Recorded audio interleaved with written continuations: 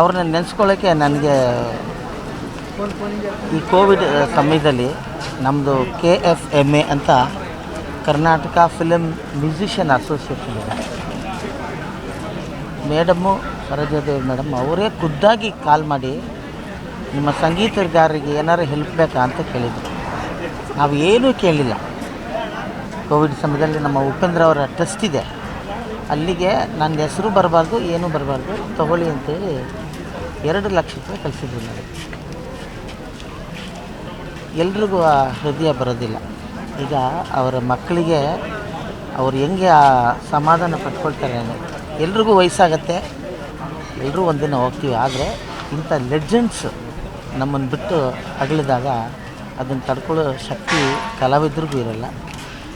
ಅವರ ಮಗ ಮಗಳು ಭಾಳ ನೊಂದ್ಕೊತಾ ಇದ್ದಾರೆ. ಬಟ್ ಇದು ತುಂಬ ಸ್ಮೂತ್, ತುಂಬ ಒಳ್ಳೆಯ ಒಂದು ಸಾವು ಅಂತ ನಾನು ಅನ್ಕೊತೀನಿ. ಯಾಕೆಂದರೆ ಯಾರಿಗೂ ಏನು ತೊಂದರೆ ಕೊಟ್ಟಿಲ್ಲ.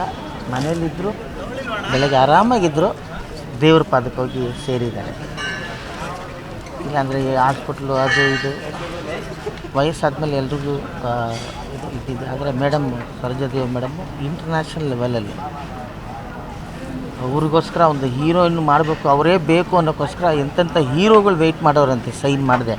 ಸರೋಜಾದೇವಿ ಮೇಡಮ್ ಸೈನ್ ಮಾಡಿದ್ರೆ ಅವ್ರುಗಳು ಸೈನ್ ಮಾಡ್ತಾಯಿದ್ರು. ಅಂಥ ಒಂದು ಕಾಲ, ಹೀರೋಗಳಿಗೆ ಕಾಯ್ತಾ ಇದ್ದಿದ್ದ ಕಾಲ ಇದೆ.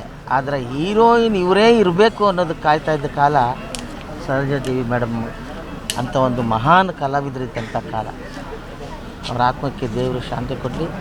ಉದಾರ ಮನಸ್ಸಿನವರು ನೋಡಿ, ನೀವು ಲೆಕ್ಕ ಹಾಕ್ಕೊಳ್ಳಿ, 2 ಲಕ್ಷ ನನಗೆ ಅವರೇ ಫೋನ್ ಮಾಡಿ ಏನು ನಾನು ಹೇಳಿದೆ ಹಂಗೂ ಮೇಡಮ್ ನಿಮ್ಮ ಹೆಸ್ರು ಹಾಕ್ತೀನಿ, ಇಲ್ಲ ಅಥವಾ ನೀವು ಒಂದು ವೋಚರೆಲ್ಲರೂ ಕೊಡಿ, ಇಲ್ಲ ಏನು ಬೇಡಪ್ಪ ನೀನು ಮನೆ ಕಳಿಸ್ತೀನಿ ದುಡ್ಡು, ನೀನು ಯಾರು ಕೊಡ್ತೀಯೋ ಕೊಡು ಅಂತ ಹೇಳಿದ್ರು.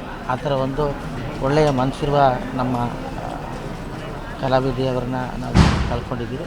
ದುಃಖ ಆಗ್ತಾಯಿದೆ. ಅವರ ಆತ್ಮಕ್ಕೆ ದೇವರು ಶಾಂತಿ.